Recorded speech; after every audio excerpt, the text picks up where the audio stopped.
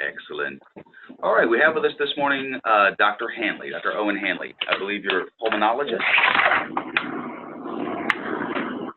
Someone on the line, if you can go ahead and mute your phone, unless that's just you, Roger. After Oh.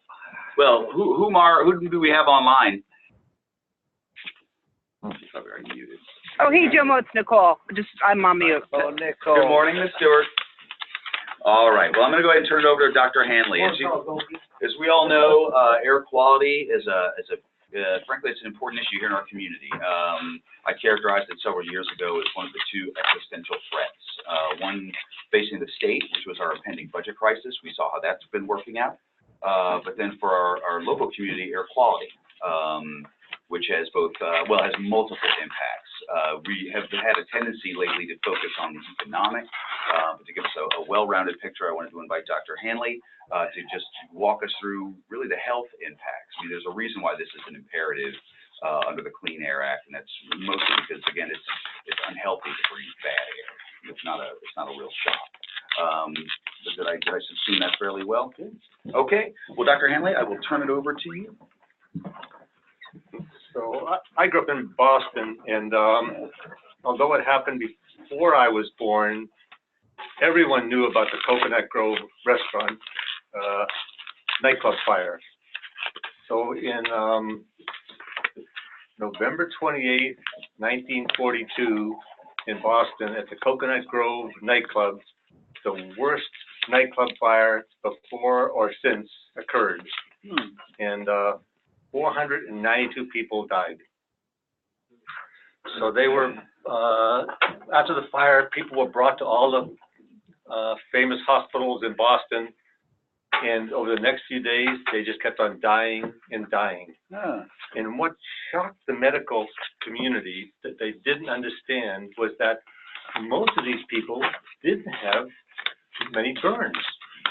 They didn't die in the fire of their burns, they died of smoke inhalation. So this really wasn't appreciated, how people died in fires and why people died in fires. So after college and medical school, I went to San Francisco to do my pulmonary residency, and I learned that same fact for myself, that in San Francisco, the San Francisco General Hospital was like a big trauma center. So all of the motor vehicle accidents, fires, emergencies would all end up being brought there by ambulance. So when there are house fires, or apartment fires, or industrial fires from chemical plants, everyone would bring their ambulance to San Francisco General Hospital. And often they'd bring them there just for checking, and people would have minor burns. They'd get a little gauze and a dressing and say, I'm good to go. But because people knew about this smoke inhalation problem, if people had significant smoke inhalation, they didn't insist they get admitted for observation, at least overnight. And what would generally happen is people kind of resist, saying, I'm really good. I'm just got a little cough, I'm good. The next few hours, their oxygen levels would start dropping, and they start breathing faster and faster and deeper, and they give them oxygen, and then it would get worse. And then I'd meet them for the first time in a pulmonary intensive care unit, where as their oxygen levels drop, we'd need to put an endotracheal tube down in their lung, put them on a ventilator, and start twiddling the dials, increasing the oxygen, pushing all the buttons, and in spite of that, they'd die in front of us. And I'm not sure if you've ever seen anyone suffocate, but watching the terror in someone's eyes when it's breathing as hard as they can, their chest muscles retracting, they cannot get enough oxygen in because the airways from all the inflammation have gotten narrower and narrower and narrower, and they just can't get the air through there. So it's a very scary feeling not to be able to breathe.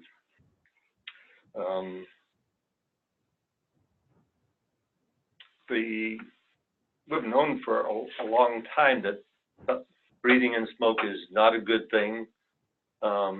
In 1964, the Surgeon General wrote that famous paper about smoking is not good for your health.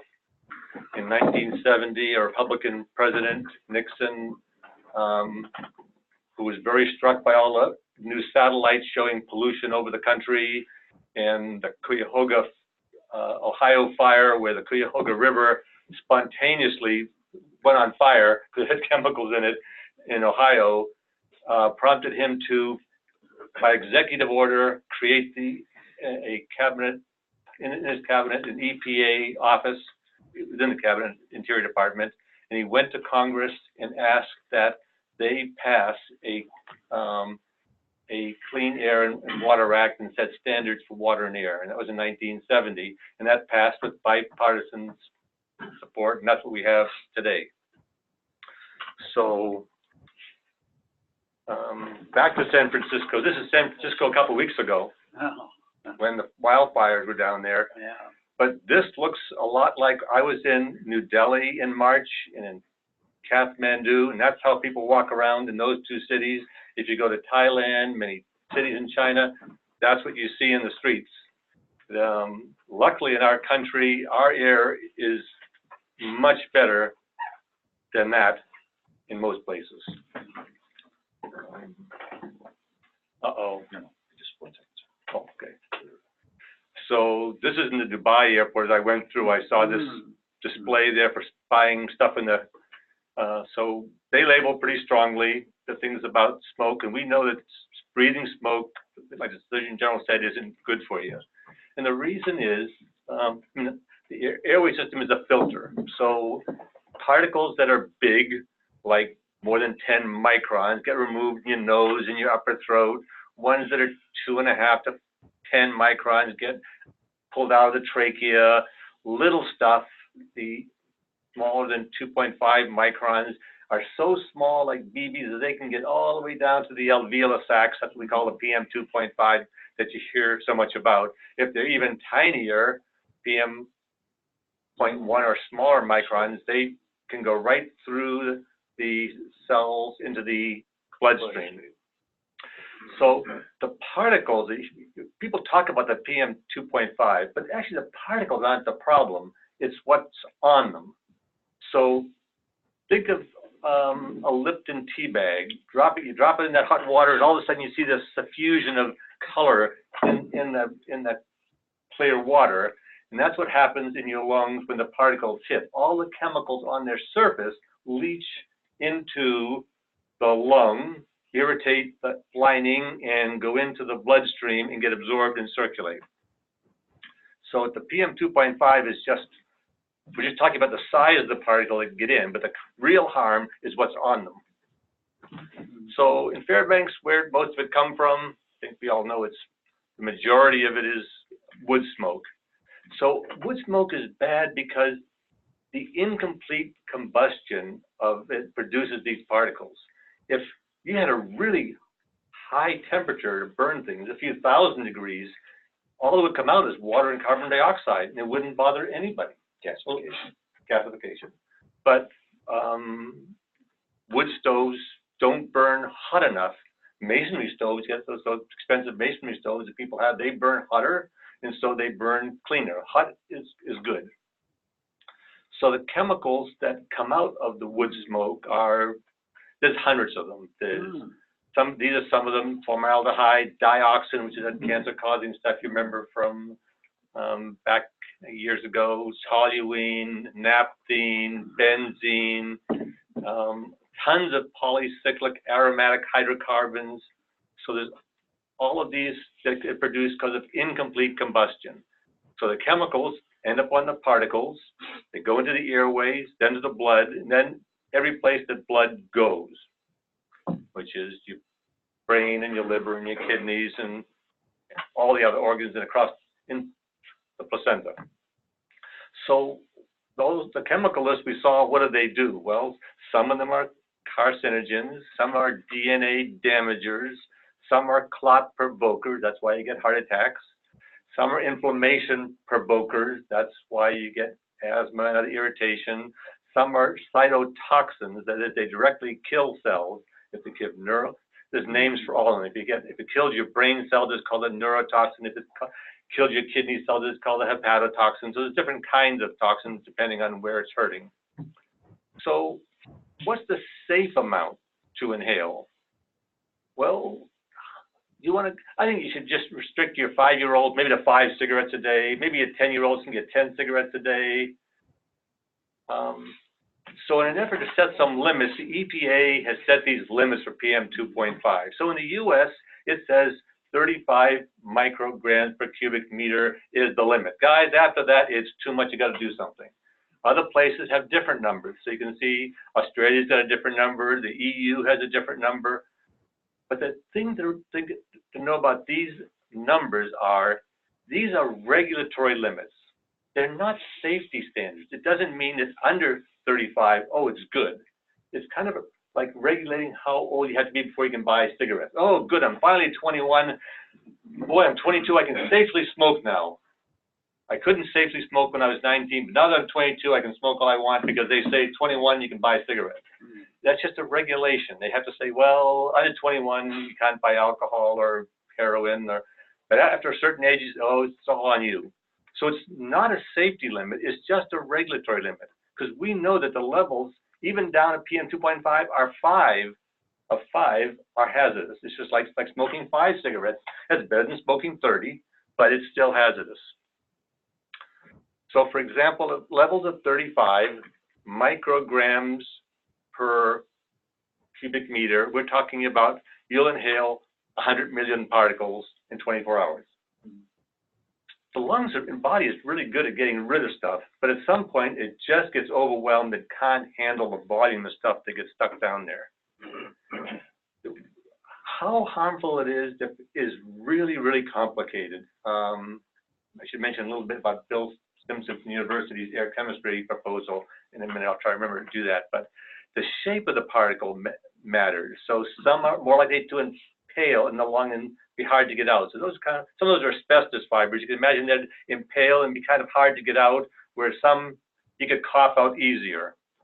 The size matters. Again, the smaller the particle, the worse it is. That's why those tiny PM 2.5 are so bad.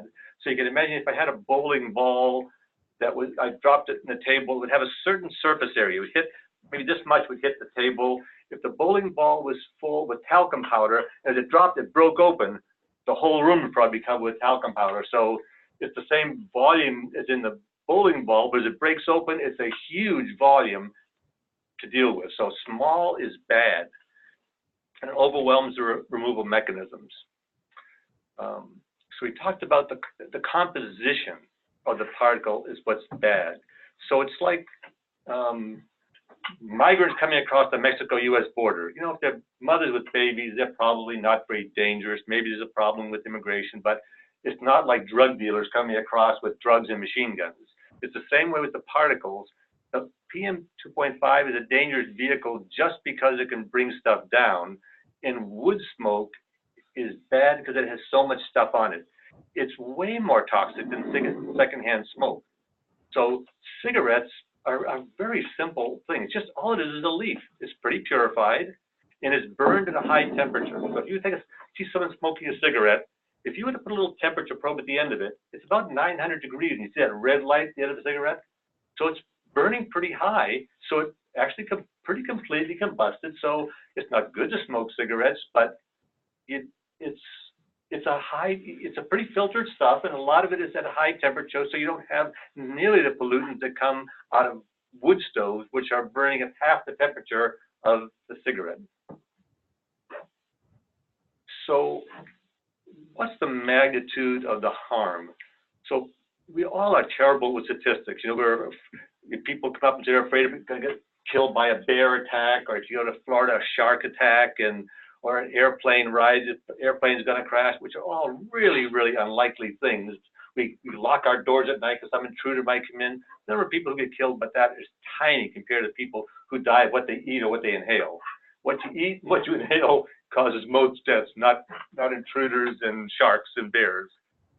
So air pollution contributes to 4 of the 5 leading cause of death. And as far as the magnitude of this, in the U.S., the EPA says the number of deaths due to air pollution is about a little more than 100,000. They said 120. Breast cancer produces 40,000. We think breast cancer is a big deal, but it's relatively small compared to air pollution. Prostate cancer, guys think is a big deal, but it's a third of or a fourth of what air pollution causes. Gun deaths, motor vehicle accidents. So as far as the magnitude of harm, it's a big deal. So the World Health Organization says worldwide we're talking about 4 to 7 million people dying per year. China says they have 500,000 excess deaths a year due to air pollution. The World Health Organization says they have 1 million, but they say 500,000. So we have about a third as many people as China, but we only have 1/10 the deaths. And that's because our air is a lot cleaner than China, for the most part. Most of our cities are pretty clean where the big populations live. So lots of people don't die as compared to other countries, like you saw the pictures of New Delhi and so on. But it's still a big deal. So the relative number of deaths of these, so if air pollution is kind of double breast cancer, in the U.S. as a whole, in areas where it's less polluted, it's probably a little less important. In places like Fairbanks, where it's more polluted, the ratio is going to be likely considerably worse as far as the ratio between you're dying from an air pollution caused death versus prostate or breast cancer, because our pollution is worse than the U.S. on average. So think about those things in the list. Which is the most preventable? So if Linda Gates says, hey, Owen, we've got some money left over at the end of the year here in December. We got about 40 million. Why don't you take it and do what you can to help decrease death in Fairbanks? Well, if I look at that list again, and someone gave us the 40 million, I probably should say, how can I reduce the deaths in Fairbanks? I couldn't do much about breast cancer because we don't have any good tools to fix that, really. Or prostate cancer, much as I'd like to, if I had a whole pile of millions of dollars, I probably wouldn't make much impact on the prostate cancer death. I'm not sure I'd make much death on the other ones either. But with air pollution, we could fix this. You get enough money. We know the cause, we know the solution, and with the right funding, it can go away. So it's a known cause. We know the cause, we know the solution. It's fixable. Dr. Hanley? Yes, sir. And if you're going to address this, let me, I can postpone my question, but do you have any local statistics that will tell us Fairbanks equivalent for your generalized stats? For these stats? Yes. No, that's what Bill Simpson would like to do. We have some statistics from the state health people who did a study of Fairbanks Memorial Hospital admissions at times when pollution is higher and lower, and they had the same statistics in the lower 48. They say, yep, when the air pollution goes up by a certain number of PM 2.5, the admissions for heart attacks, strokes, etc., goes up just like in the lower 48. That's the best data we had. They did FMH, Fairbanks Memorial Hospital admissions, over a number of years, and noted the cause of admission, and noted those things went up, the air pollution went up. That's the best data we have. Have they started collecting specific data related to this? I remember out in North Pole when the sulfur lane hit, the hospital said, well, there's no extraordinary occurrences. People don't go from North Pole to the hospital any more than anyone else in Fairbanks. Mm-hmm. But then they started collecting some data, and their explanations started to shift according to what they were saying. So it'd be interesting if the hospital were to start gathering. A few months ago, the JAMA, the Journal of American Medical Association, published a very interesting study. They took every single zip code in the lower 48 and had the death rate for Medicare patients. And they had the PM 2.5 pollution levels for every zip code in the lower 48, and they compared them. And it's a straight line. So every place there has a PM 2.5 in that zip code, which is a pretty small area, went up, the death rate went up. When the pollution levels were lower in that zip code, it went down. For the whole country, they didn't do a Hawaii and Alaska. So I'd like to have that number, but were they able to balance that out with other factors, though? Because if you look at one thing, it may seem to be the cause, but if you look at other factors, there may be something incident to correlation is not causation. Oh, sure. That's right. But it was such, the magnitude of the effect and the numbers they had were so huge that it's extremely unlike. They did adjustments for smoking histories, poverty levels, all those other factors that they could think of, and still the correlation between zip code, PM 2.5, and mortality was so high that it isn't a small study. We're talking about they had a 12-year study. This is all Medicare patients in the entire lower 48, so it's like 400 million person years. This is a big number. All Medicare patients for 12 years in the lower 48, death rates and PM 2.5 levels. So it looks very convincing. Not a small study of 10 people. And at a minimum, it sounds like it would be an exacerbator if you have pre-existing conditions or other conditions. Again, it's just one more hurdle, one more headwind pushing against your health. Especially if you have a huge transient population and everyone's moving around. To me, it's still. Yeah, I'm already susceptible to colds, and now I'm smoking. I mean, it's pretty straightforward. And there's lots of other data about if people move, that when people have certain conditions, move to other places, their rate of that condition goes down. So you see that with kids who have asthma, they move to another community that has a low PM 2.5, the asthma rates go down. So there's good pediatric data on people moving communities and having incidents of their illnesses go down, change. So here's a different way of running the numbers. Again, we're really bad at statistics. I'm bad at statistics, but this was something that came out about a week ago that I looked at. What kind of global life expectancy improvement would you expect with if certain interventions could happen? So if you eliminated all the terrorism deaths in the world, all the war that happened last year, and then averaged the lives saved over the planet's people, you'd have a life expectancy increase on average of 22 days.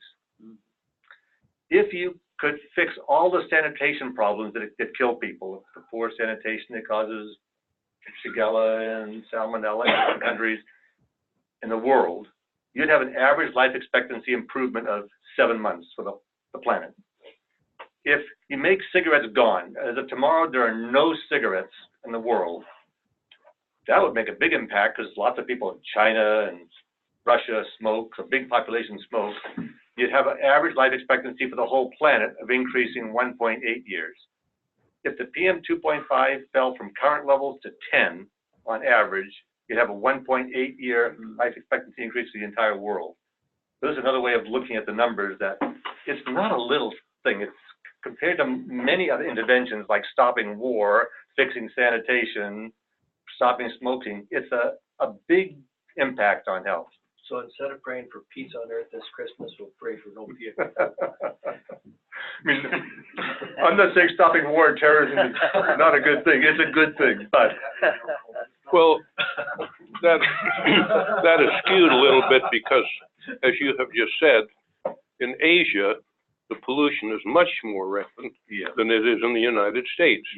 And so those statistics don't hold true for people in the United States. They don't. Yeah.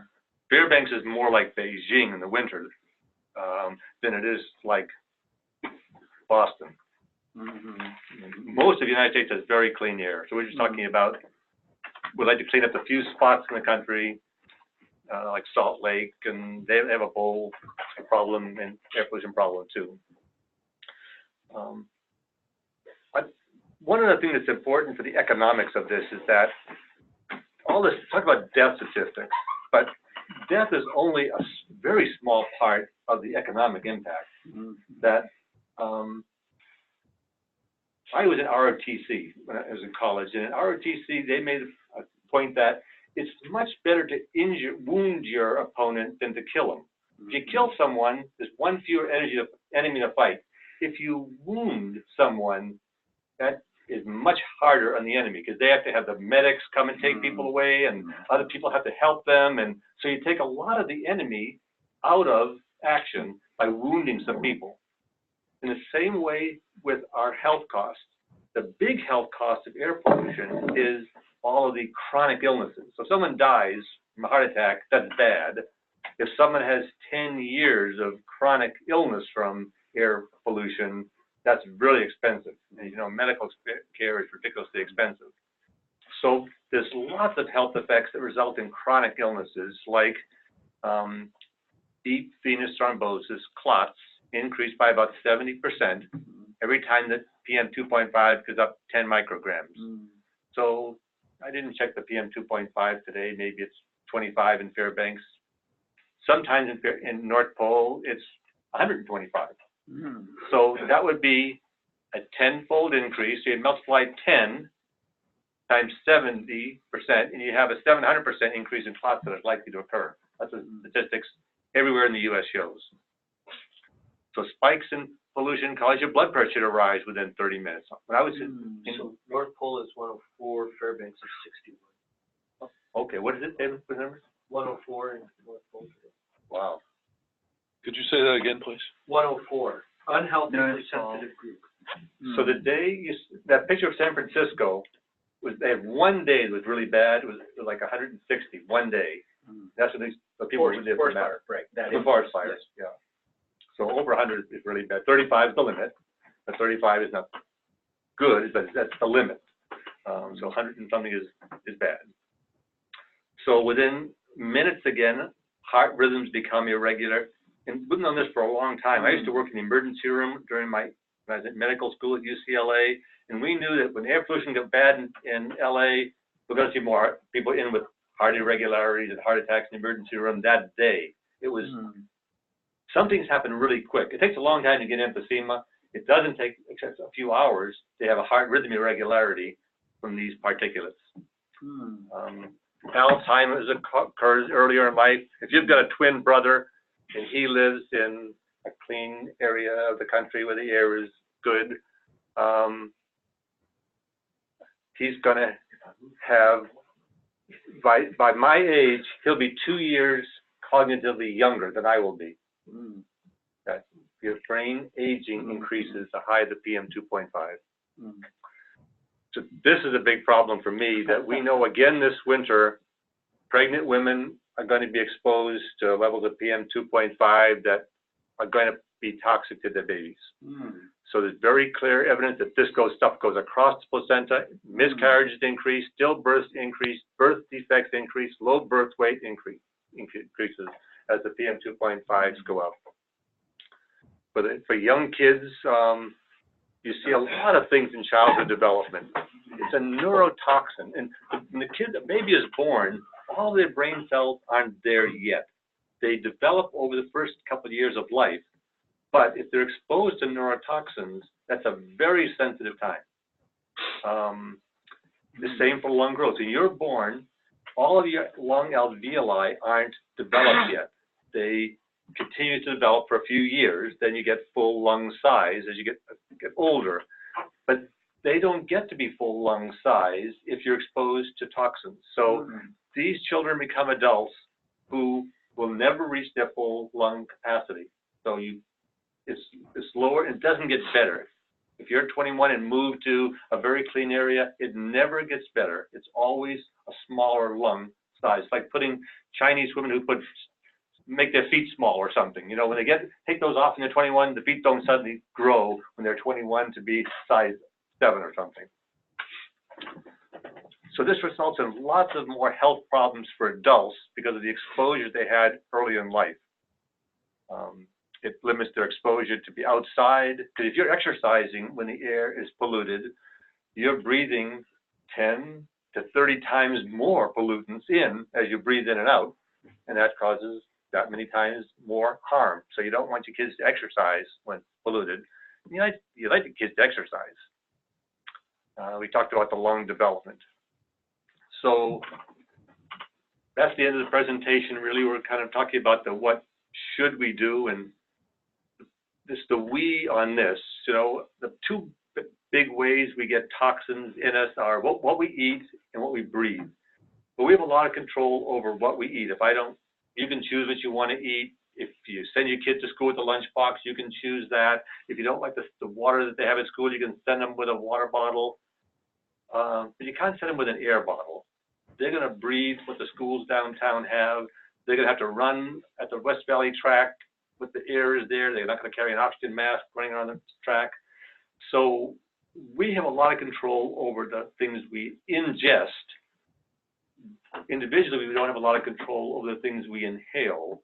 What our neighbors do and our community does determines what we breathe every day. So it's a problem that can only be solved at a community level. It's us working together to solve a problem for the air. And that stakeholders group that you had the presentation on was really educational. I think that was a very good process to help all of us get on the same page about dealing with the problem. So I have a question in regards to the length of the exposure time. So within the winter, what the newspaper articles say is throughout our winter, about 30 days is considered hazardous, or however you want to explain it. But yet in the summertime, when we're outside during the forest fires and smoke just comes in and stays here for 2, 3, 4, sometimes a week, and we're outside working. So in the winter, the exposures come and go. In summer, forest fires, it's constant. Yeah. So then what is the comparison to that? Because there's more people outside during the summer, during the forest fires, than the ups and downs during the winter. Not everybody's outside all the time. And so then what's the effect then? I mean, capturing the forest fires. Well, a lot of data come out of the California fire. They're doing a lot of research about how much it impacts. So two answers that have. One is that being inside doesn't stop your PM 2.5 exposure in Fairbanks. Your inside levels are about 80% of what your outside level is, unless you have a really good expensive air handling system in your house. That stuff comes in. Well, even in the summertime, though, I mean, it's hot. So you got your windows open. You try to close them. Right. I mean, it's the same thing. Yes. So it's not good to breathe forest fire smoke. The comparison is difficult. Every forest fire is different. It depends on the kind of wood they're burning. If it's smoldering, that's really bad. If they're burning really, really, really hot, that's not as bad because they more completely combust things. I went to a lecture by some forestry people talking about wood fire smoke toxicity, and my mind it was so complicated. It depends on the atmospherics. And we're no different. I mean, our atmosphere, the wind, the location, everything is we're no different. Are you looking, According to Mr. Castle. well, I mean, are you just looking for an answer that somehow wood smoke in the summer is more healthy? Just as bad. It is just as bad. But we're not under regulatory threat because of the But my point summer. is, they got the forest fire and then they let it burn. Yeah. So here we then. Let's just stick to the regulatory. What they're trying to regulate is things that we contribute to, Right. and therefore could have an impact on. It does have an impact. There's no question about it. And the winter stuff here is very complex. Just like a forest fire in Fairbanks is like a forest fire in California, although the wood is different, so it could be somewhat different. But the indoor air pollution here in the winter may be different than the lower 48 because of the sun and cold. Bill Simpson at the university, he sent a copy of a research project he would like to get funded. If we could help support that funding, it would help us answer some of these questions. But I didn't understand that when you have, say, some wood smoke is burned, comes out of the chimney, the gases that come out evolve and change. As they get cold, some of the particles, the aerosols, condense into particles. Because just like if you take water vapor and chill it, it becomes a particle. The same way with the air that comes out of there, it becomes particles as it's cold. Sunlight has a photo-oxidation effect that helps degrade and change the pollutants, so it changes caterpillars to butterflies, so to speak. And we only have like December 4 hours of light, so here the degradation of the pollution isn't as fast as it would be in Portland. In the same way with the lower temperature, if it's 10 below zero compared to 35 degrees above zero, it's like being in cryotherapy. The body doesn't change.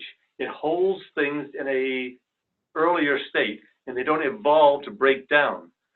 So we don't know the answer, but it appears that cold and dark is worse, probably, because the pollution doesn't detoxify at the same rate as if the same PM 2.5s were in Portland.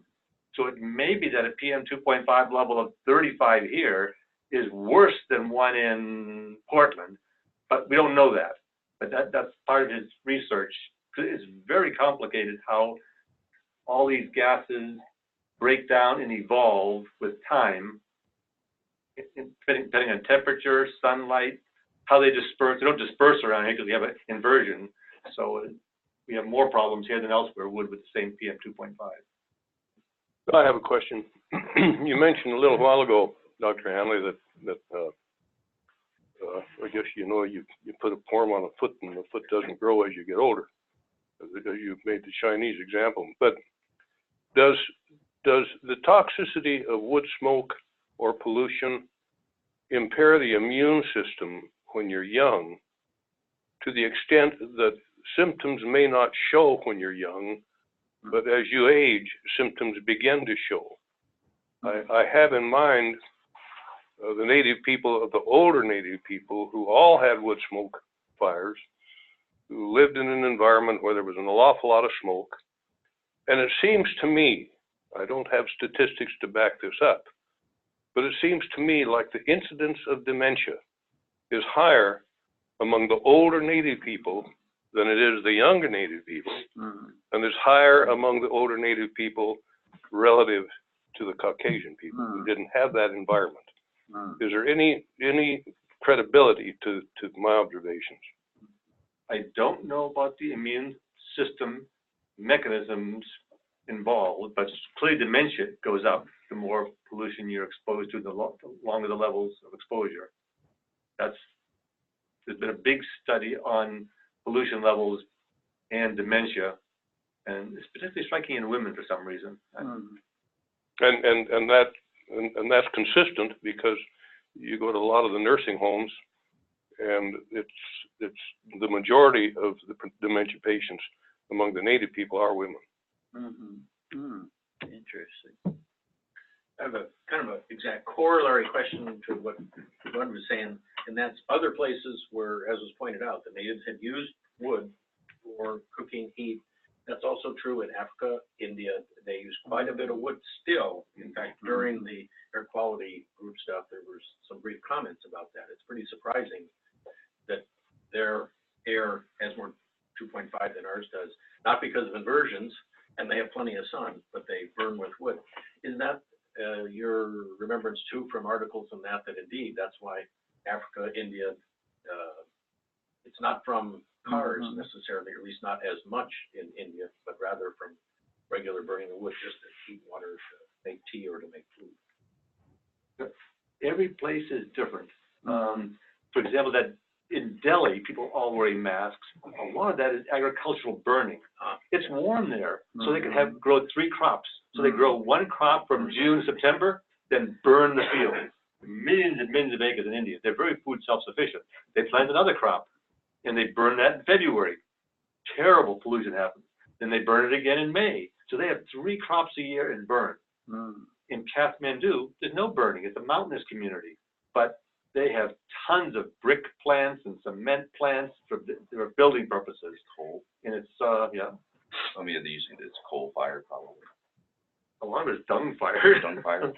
Little teeny installations, but. Yeah. But again, exposure to smoke. Yeah. One of the third worlders wants to suffer because they cook, and it's the cooking where they get the smoke, and that's fairly well established. You're probably in touch with Patrice Lee, and I think I sent you the email with everybody's emails on it. I think everybody should invest in PM 2.5 testers for yourself, inside and outside, so you can actually be aware of these invisible numbers in real time. There's J's of them out there. I've invested in a few of them. If you put one in the kitchen, it's kind of interesting. Burnt toast, and it goes off the chart. Patrice Lee told me yesterday she just got a Airbeam 2, the new one. And why that's a big deal is a lot of people are putting in Purple Air and some other testers. That's point source. 1 point, this is what it is in this spot. Airbeam 2 is portable, and unfortunately, it works on an Android phone now. I talked to Ned Rosell, I talked to Bill Simpson, and I talked to Mal. I'm hoping that one of their students or them will put up a web page for this stuff. What the Airbeam 2 does is it portrays in very high resolution, that is every 5 meters, changes colors completely, depending on the PM 2.5 or 10 or whatever you want to test for there, and superimposes it on a satellite photograph. So my hope is that enough people will get these Airbeam 2s or whatever comes along, and that there's a web page where you can send in the pictures, and we can create a high resolution map of the Tanana Valley and then everywhere else. I'm having more success in Cusco, Peru than I am in Fairbanks with this. But then we can find, and it has to be dated. It depends on the wind and the temperature and everything else. And then we can find out if indeed coal contributes a lot. What is specific thing that contributes to PM 2.5? But we can create, when people start volunteering and sending in the stuff to a website, which doesn't exist yet, a high resolution map, and specifically you can say, that guy right there turns red every morning, and then do something about it. But there are ways to do this, but right now it's invisible numbers. So, like Juliana says, the truth isn't the truth or whatever, we have nothing to back it up. Let's back it up with the high resolution photos. But talk to Patrice Lee and she will take you out and with the PM 2.5 and demonstrate it for you. And then factor that into the course in the spring. Please. Morning, Owen. Nice to see you again. Thanks for coming. 2 questions. I'm sure you read Ned Rosell's article in the paper on Sunday. I'd be interested in your thoughts. Yeah, I thought, right on. So if I read that and I said, well, 50% of our problem is wood burners, and it occurs 8% of the time. That seems to be pretty focused effort to clean up our air. It's not quite as disastrous as we may think it is. So that leads my second question. The stakeholders group, which I didn't participate, came up with some recommendations. I'd be interested in what you think are the top 3 or the top 1 or 2 recommendations that will march forward that can help our problem that you show so well. I agree that we could solve a lot of this problem by just limiting wood burning a small number of days per year, and that will preserve the ability of people to use wood smoke on days when we have good dispersion and it's not a problem. So I think it is a fixable problem if we can have people use an alternative, help people use an alternative fuel those small number of days a year when we have big inversions and use some other fuel. That would go a long, long way, because we don't have a problem 365 days a year. The issue about precipitators, do you have some background in that and some thought to whether they work? Well, it's exciting that they show that there's a big drop in the pollution when you put a precipitator on. So at a conference recently, the EPA had one where they put a probe in the stack below it and then a probe above it, and they got about an 80% reduction. That sounds really good. The problem is going to be how sustained that is. I'm not sure if that'll last 3 days, 3 hours, 3 days, 3 months before the precipitator gets a problem, or how often you have to clean it and all the stuff. So I think we need to have some studies about how much, once you have an end use, and someone has to do this. Me at home, all I have to do is turn the thermostat up and everything is okay. With wood stoves, it's so user dependent. If you have green wood, if you smolder your wood, if you burn it hot, if you burn it cold, if you clean things with a precipitator, I'm not sure how much maintenance is going to be required, and if people are going to do it or not do it, and how you enforce that. So it's good potential. We just have to see that data. If I could just, so out of the stakeholder group, What got you excited about their proposals? Or what gave you hope? That's probably the better way to ask. I think it was the community engagement with it, that all of the people who came from the wood burning community, the pellet people, the stove people, all recognized there's a problem that if they can solve it, it's good for them, good for everybody. They can continue to sell their pellets and sell their wood stoves, and that if we can get engaged, the people who are causing the most pollution those few days to come around to doing things that we could save an awful lot of money that would be wasted cleaning up power plants and so on. Thank you. Along that line, I've worked a little bit with Jeannie on her precipitator, and I'm going to buy one next week or two just as a toy. I don't know if it's going to work, but if anyone else is interested in trying that, I have no idea how it's going to work, but you save, it's about $300 to ship one and about $300 to ship a dozen. So if anyone wants one, How much are they currently? they're going to be about $1,500, probably a couple of thousand by the time you get everything put together. That's my only concern, if we're not concerned. But regarding these electrostatic precipitators, what's the cost? If people are doing these things to save money, now you're gonna have an item, it's gonna cost you an extra $2,000, it's almost double the cost of your wood stove. And it's probably gonna run off electricity, right? Yeah, they take 30 watts or something like that. So now you're adding electrical costs. I just was wondering if there was a break point as far as like, Yeah. yeah. I have no 2,000 way, is a break point. I looked at it, and there's really no way to figure it out other than try it and see what happens. As far as I can see. Because you still get the benefit of the fuel source. I mean, part of the benefit of wood, right, has been described. Again, it's on a commodity basis. It's just it was a lot cheaper than the other fuel sources that were available. Yep. Actually, there is a solution that people aren't talking about. I've got 3 small cabins off grid since the 70s, and I used to have, I don't have no electricity, so I use these old oil burners, which are disastrous. My stack would turn yellow. I could put my hand right on top of the stove, and it would hurt. And then eventually, I found out about something made in, I think Holland or whatever, Ethel stove, quarter the size, uses a third of the oil, so it is probably cheaper than wood. I don't have electricity, right? This thing, I can torque out. The top of that stove is 400 degrees, more than 400 degrees. I can put my hand right on the stack at 40 below.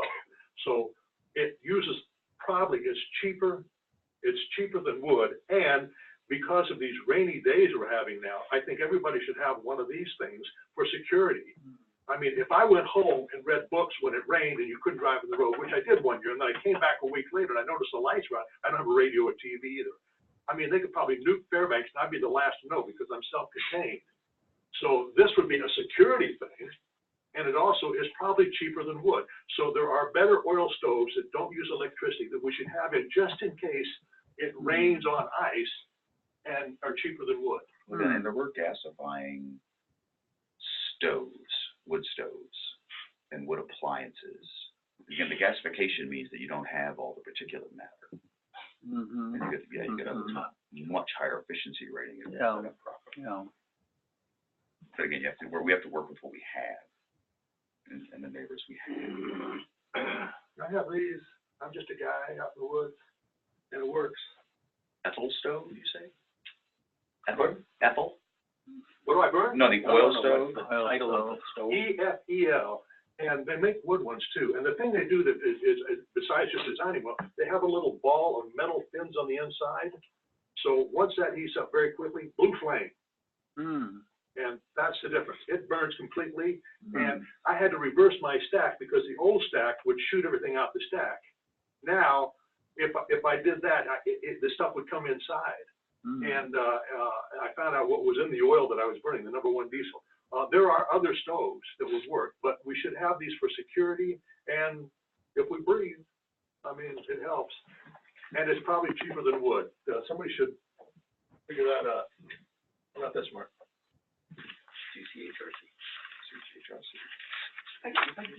Thank you for the presentation. Obviously, we need to do something.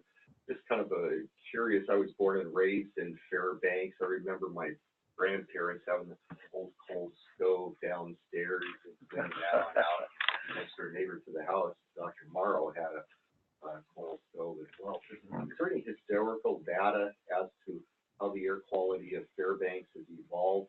You know, we at one point in time had car safety area inspections, and you know, some people credit the inspections to improving the car exhaust. I actually credit it to improved technology.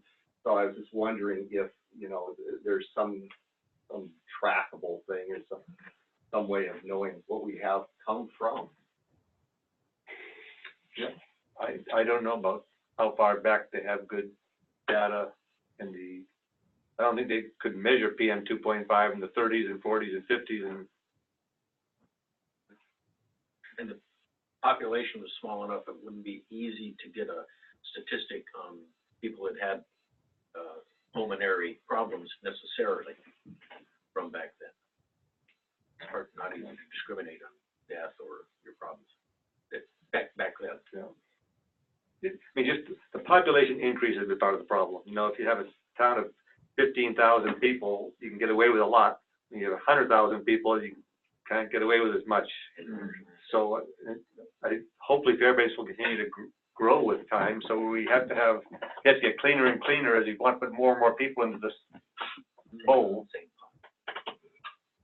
So what you're saying, if I could reinterpret that last comment, observation, was when we had 15,000, 30,000, whatever, in the borough, back in the 70s, let's say, although it was bigger, I know. And there was a huge amount of ice fog, and people would, you know, relish the fact that we were tough northerners because we withstood this ice fog. You couldn't see 10 feet down Airport Road. But you're saying now that we have 100,000, maybe there's more toxicity to all that particular matter, and we don't have that heavy ice fog.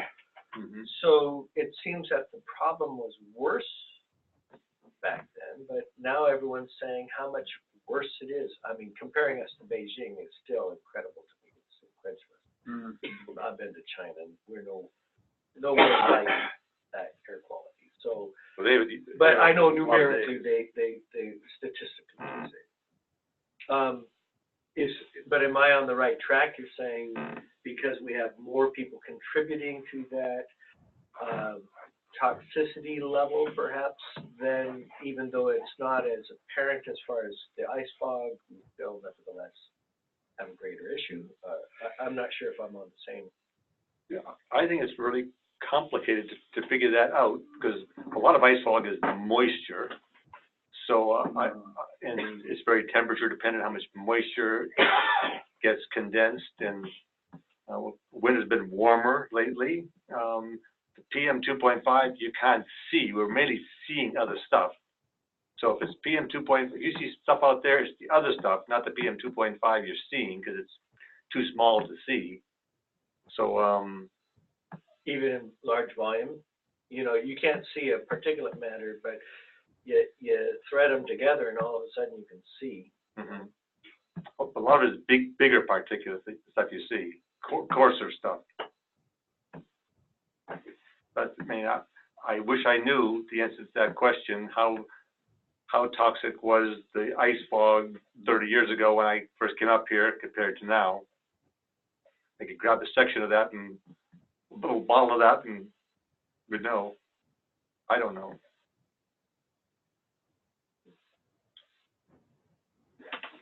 More questions?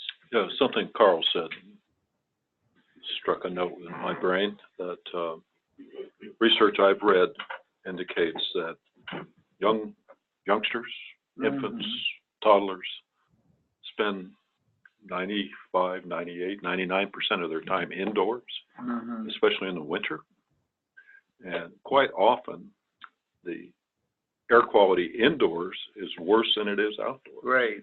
And then elderly people also spend a large percentage of their time indoors. So we're affecting both ends of the spectrum here in age with toxins most of the day. if they're indoors. There are ways to clean up indoor air, but not everyone invests in that. But, so it's not just outside that matters. And every time you open that door to throw in another piece of wood, you're allowing for the possibility of particulates to enter the indoor air. And, you know, once it gets airtight, either from the construction process or from ice filling the gaps in the old cabins, it gets toxic. The question is there any data which gives you an aggregation of the costs of pollution? An aggregation, that is health, expense for all these trinkets that we're talking about. In other words, an aggregation of the entire cost of pollution. Are there any statistics on that? I have something in mind. The best statistic I know is the World Health Organization says that for every dollar you spent reducing PM 2.5, you'll save $12 in health costs. That's the best statistic I've seen, that it's worth investing it because the cost of all the health consequences goes down. That's in Europe. It's probably a greater benefit here because health cost is pretty cheap in Europe compared to here. Ask somebody, do they know whether that could be a savings in the community? And I have in mind, you know, there's a solution. It could be electrical. Everybody use electricity, but to do that, you have to subsidize the power plant. If it's gasoline or if it's a natural gas or whatever, you still have to subsidize the power plant to use electricity. But the savings that you would make from one would go into subsidizing the other. And that's why the question was asked. But whether anybody knows that answer, you know, it's about problematic. Well, you all know the cost of, you know, one little asthma inhaler is a couple $100. One visit to the emergency room, it's hard to get out under $1,000. So a little kid needing inhalers and going to the emergency room is really, it's all really expensive, the healthcare cost of this stuff. Just that alone, and I aggregated the cost of just healthcare alone.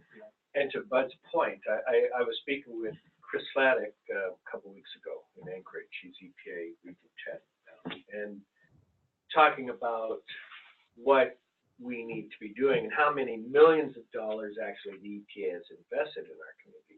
If you're talking about that versus natural gas, how many millions of dollars we're spending to stand up IGU and so forth, maybe that offset wouldn't be all that expensive in the big scheme of things. In the big scheme. Because everyone has electricity. Well, at one time, Golden Valley sold electricity as a way to heat your home. Right. As a matter of fact, I have a residual. So right there behind Mr. Prox, you can see the old goals sheet. Just to remind everybody, to make $2 a gallon fuel oil or $15 per MCF natural gas, it'd have to be 5 cents per kilowatt hour electricity, and we're currently paying what, 22, 23. So we'd be subsidizing at a rate of 3/4.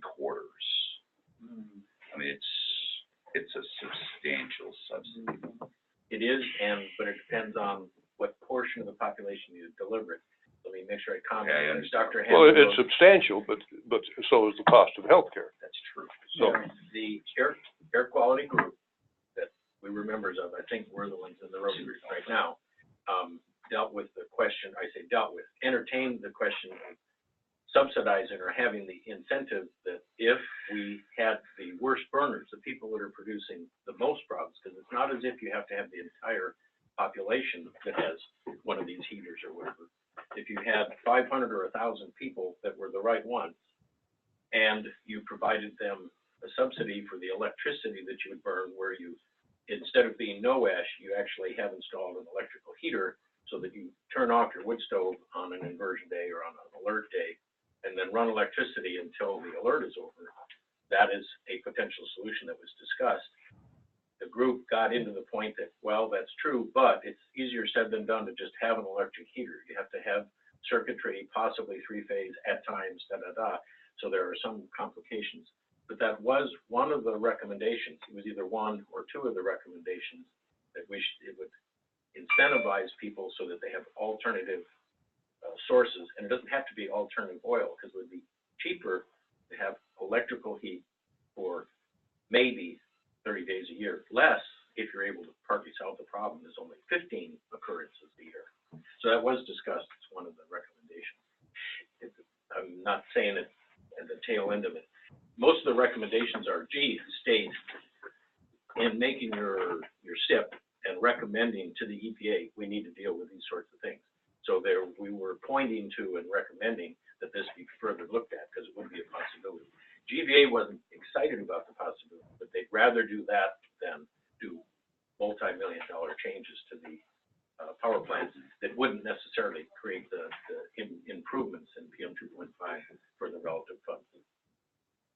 I think I said that right. It is, because that's of the, I'll say, 10 most heartening things in my heart of having been on the air quality stakeholders group. The number one, I thought, was the fact that we talked to the wood burners and pellet folks and all that, and they heard us and we heard them. Mm-hmm. That community, as you said, that community effect was number one. But some of the other things were not solutions, but at least possibilities that were recommended that the state had thought of, but didn't necessarily accent, that would be possibilities that could be reviewed. If we can energize the community to say this really is a problem, let's get on it. We thought we could get there as well, but we're a long way from a solution. Well, it's about 9 o'clock. It's a good place. Just so everyone knows, again, this presentation has been recorded. It's going to be on the website with the link that I sent out for the meeting. There was also a link to John Davies' presentation, the wrap-up on the stakeholder group process. There was an earlier meeting midway through the stakeholder group process, as well as a link to the borough's site where you can actually go through the documents from the entire process.